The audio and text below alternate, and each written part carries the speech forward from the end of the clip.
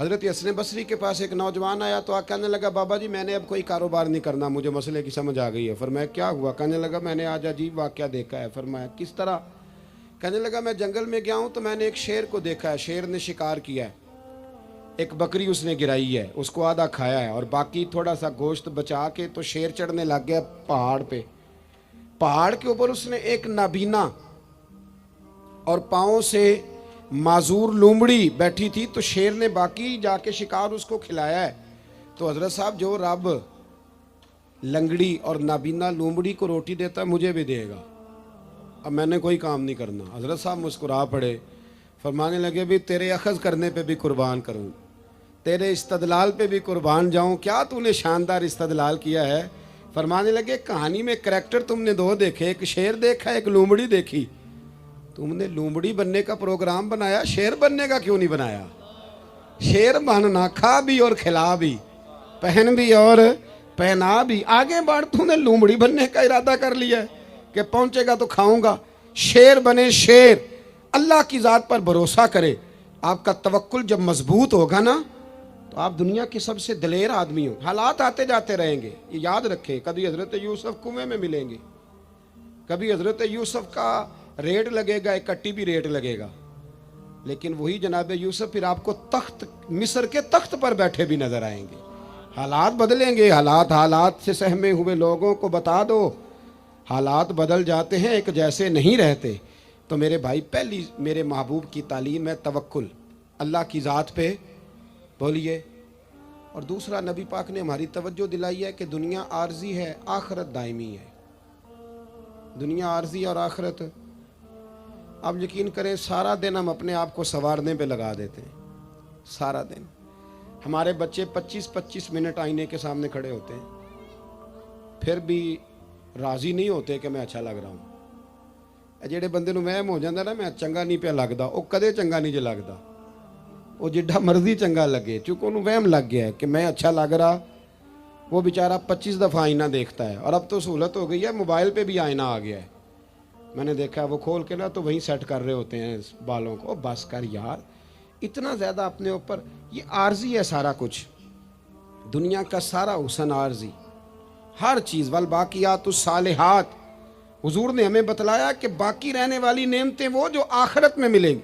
ہم یہاں موج کرنا چاہتے ہیں، کمرے میں اے سی ہو، قالین ہو، ٹائلیں ہو، اور اس کا بھی ریموٹ کنٹرول ہو، اٹھ کے جانا نہ پڑے، باتھ روم اندر ہو، ہر چیز جو ہے وہ موجود ہو۔ آپ یقین کریں اتنے آسان، ہمارا اقبال رویا کرتے تھے اور کہا کرتے تھے لہو مجھ کو رلاتی ہے جوانوں کی تن آسانی، کہتے ہیں میں خون کے آنسو روتا ہوں کہ یہ قوم جہاد کرے گی جو ریموٹ کنٹرول کے ساتھ سارا وقت گزارتی ہے، یہ لوگ کچھ کریں گے؟ اتنا ہم آرام چاہتے ہیں۔ سنو، میرے رسول کریم کائنات کے بادشاہ ہیں، حضور فرماتے ہیں میں چاہوں تو اللہ خود پہاڑ سونے کا بنا دے اور میرے ساتھ چلا کرے۔ رب کریم جیسا میں چاہوں ویسا اللہ میرے لیے آسانی فرمائے، اتنا اللہ محبوب رکھتا ہے۔ لیکن حضور نے اللہ کی بارگاہ میں دعا کی تھی، یا اللہ ضرورت کے مطابق روزی دینا، اے اللہ میرے اہل بیت کو ایک وقت روٹی دینا، ایک وقت کا فاقہ دینا۔ یہ دعا مانگی تھی، مانگے ہاں آج ہم بھی اپنی اولاد کے لیے یہ دعا، یہ بھی سنت ہے، اس کو بھی ادا کرو۔ اللہ بقدر ضرورت روزی، بقدر ضرورت۔ اور ایک تو وقت ہے نا آ نہیں رہا، کروڑوں مال آیا، اور میرے رسول کریم نے دنیا کی دولت کو گھر میں داخل ہے، حضور نے داخل ہے۔ ادھر دیکھو میری طرف، حضرت عمر فاروق جیسا دلیر آدمی، جناب عمر کہتے ہیں صحیح بخاری میں صحیح مسلم میں حدیث ہے، فرماتے ہیں میں حضور کے کمرے میں داخل ہوا، حضور آرام فرما تھے۔ اللہ کے رسول جب اٹھے نا میرے لیے کہ عمر آیا ہے، محبوب عزت دیا کرتے تھے نا، کہتے ہیں حضور جب اٹھے تو موٹے بان کی چارپائی تھی نبی پاک کی، موٹے بان کی، اور فرماتے ہیں حضور کی کمر پر موٹے موٹے نشان بنے ہوئے تھے۔ وہ کدی پنڈاں دے بندے جوار وڈتے سن تے ہتھاں تے نشان پیندے سن، اب تو نہیں نہ پڑتے، لیکن آپ کسی کو چھیڑ کے دیکھ لیں ساری دنیا دکھی ملے گی آپ کو۔ موٹر سائیکل گھر میں، پیٹرول گھر میں، ہر چوتھے دن کا کھانا ہوٹل پہ، اور بندے سے پوچھ لیں غریب بھی سب سے زیادہ وہی ہے، موبائل 75,000 کا ہے ماڑا بندہ، اس کو چھیڑ لیں تو کہتا ہے دعا کرو میرا کاروبار ٹھیک ہو جائے۔ بس چاند تک پہنچنے کی خواہش ہے، نیچے بیٹھنے کو کوئی تیار نہیں، وہاں جانا ہے ہم نے۔ حضرت عمر فرماتے ہیں حضور کی کمر مبارک پر موٹے موٹے باندھ کے نشان میں نے دیکھے تو میں رو پڑا. دلیر آدمی تھے پر رو پڑا. عرض کی یا رسول اللہ صلی اللہ علیہ وسلم کیسر و کسرا کے بادشاہ موجیں کر رہے ہیں اور آپ اللہ کے نبی ہو کے اس تکلیف میں. تو رسول کریم حضرت عمر کے آنسو دیکھ کے فرمانے لگے عمر کیا تو یہ پسند نہیں کرتا کہ وہ دنیا کی عارضی زندگی میں تھوڑے وقت میں موج کر جائیں اور آخرت میں رسوا ہو جائیں اور ہم یہاں تھوڑی سی تکلیف برداشت کریں اور اللہ قیامت کی ساری عزتیں ہمیں ہی عطا فرما دے. آج تو لوگ جنت کا سوال ہی نہیں کرتے. میرا نعت خان اور میرا وائز کہتا ہے اور یہ تو کیڑی جنت دیاں گلاں کرنا ہے. میں کہ وہ دیاں جدیاں اللہ قرآن وچ کیتیاں اسی جنت کی جس کی نبی پاک نے باتیں کی ہیں. آپ بتاؤ آپ نے جنت کے علاوہ کہاں جانا ہے؟ جنت میں ہی سارا کچھ ہے. جنت میں ہی نعمتیں, جنت میں ہی عزتیں, جنت میں ہی سعادتیں اور خدا رسول کا دیدار بھی جنت میں ہی نصیب ہوگا. اللہ نبی بھی وہیں ملیں گے, امام حسن حسین بھی وہیں ملیں گے, صحابہ کرام بھی. لیکن جنت کا مذاق اڑایا جاتا ہے. میرے بھائی حضور نے ہماری توجہ دلائی کہ دنیا عارضی ہے. توجہ ہے میری بات پر؟ عارضی. دیکھو ایک صحابی کا نا بڑا عالی شان محل حضور نے دیکھا تھا.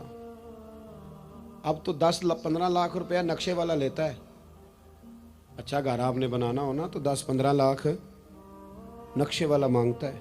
اور آپ سوسائٹیاں جا کے دیکھ لیں, میرے جیسا دیہاتی آدمی تو حیران ہو جاتا ہے. خیر میں نے تو پیروں کی پیر صاحب کی پجاروں دیکھ کے بھی حیران ہی ہو جاتا ہوں. میں تو چھوٹا آدمی ہوں تو میں تو اکثر حیران ہی رہتا ہوں. کیا لاؤ لشکر ہیں, کیا کمال ہے, درس فقیری کا, انداز امیری کا, کیا مطلب انفرادیت ہے اور کیا حسن ہے, کیا کمال ہے. تو حیران ہو جاتا ہوں. بہرحال حضور نے ہماری توجہ دلائی. ایک صحابی کا بہت بڑا محل تھا, ڈبل ٹرپل سٹوری. حضور وہاں سے گزرے. ایک بات بڑی تسلی سے مجھے بتائیں, ادھر دیکھیں میری طرف. بیٹا عالی شان مکان بنائے تو ابا راضی نہیں ہوتا؟ استاد پیر صاحب راضی ہوتے ہیں نا کہ ماشاءاللہ ہمارے بچے کا مکان ہے. پر حضور نے وہ اتنا بلند و بالا مکان دیکھا تو حضور کے چہرے پہ ناراضگی آئی. یہ مشکات کی حدیث ہے. جب وہ صحابی گھر آئے تو لوگوں نے بتلایا حضور آئے تھے پر تیرا مکان پسند نہیں آیا. رنگے چمن پسند نہ پھولوں کی بو پسند, ہم کو ہے وہ پسند جسے آئے تو پسند. انہوں نے پوچھا بھی نہیں جا کے کہ حضور اس کا کیا کروں. چھت پہ چڑھے اور اوپر والی منزل گرا دی. پھر نبی کریم کی بارگاہ میں آئے, عرض کی حضور جو آپ کو پسند نہیں تھا میں نے گرا دیا ہے. حضور فرمانے لگے اتنی عمارتیں نہ بناؤ جو تمہارے لیے قیامت میں وبال بن جائیں. حضرت عبد الرحمن ابن عوف اتنا شاندار آدمی ہے کہ ان کے پیچھے میرے نبی پاک نے نماز ادا کی ہے. اور صحابہ کرام میں سب سے امیر بندہ اور دیانتداری اتنی کہ حضور نے جنت کی بشارت دی, عشرہ مبشرہ میں شامل ہے, پر مالدار تھے. حضور کے وصال ظاہری کے بعد نا حضرت عائشہ صدیقہ کے دروازے پہ بیٹھ کے رویا کرتے تھے. تو اماں جی کہتی عبد الرحمن کیوں روتے ہو؟ تو عرض کرتے اپنی بولی میں, کہتے اماں جی امیر حمزہ مجھ سے افضل تھے اور جب دنیا سے گئے تھے تو کفن کا کپڑا بھی کوئی نہیں تھا. مصعب ابن عمیر مجھ سے افضل تھے, جب دنیا سے گئے تھے تو ان کے وجود پر کفن بھی پورا نہیں تھا. میں ان سب سے چھوٹا ہوں پر اتنا مال ہے, سوچتا ہوں حساب کیسے دوں گا. اماں جی میرے لیے دعا کر دو, میں کہیں قیامت میں الجھ نہ جاؤں. وہ سمجھ گئے تھے کہ دنیا عارضی ہے. آپ یقین کریں فکر ہی ختم ہو گئی ہے لوگوں کی. فکر ہی, اگر کوئی بات کرتا ہے بندہ تو وہ صرف اتنی کرتا ہے کہ میرے بچوں کی دنیا اچھی ہو جائے. خدا را میرے رسول پاک نے جو ہمیں پاک فرمایا تو بہت بڑا سبق یہ دیا کہ دنیا عارضی ہے. دنیا عارضی